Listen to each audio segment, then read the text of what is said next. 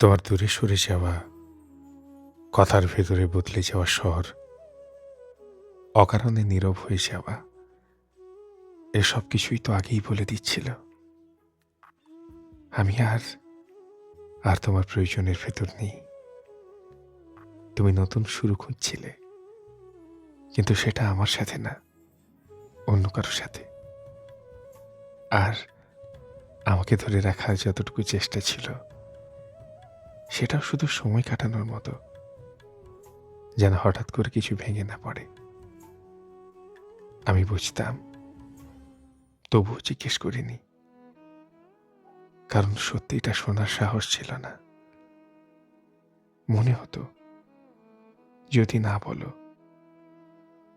তাহলে হয়তো এখনো এখনো একটু আমার আছো।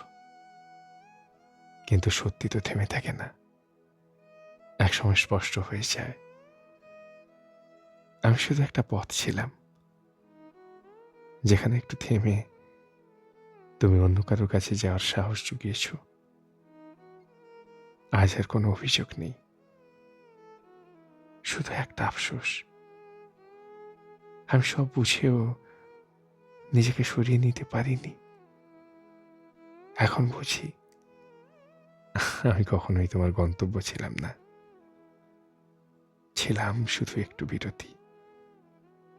নিজেকে একটু জিরিয়ে নিয়ে তুমি আবার অন্য কারো হৃদয়ে হেঁটে গেছো।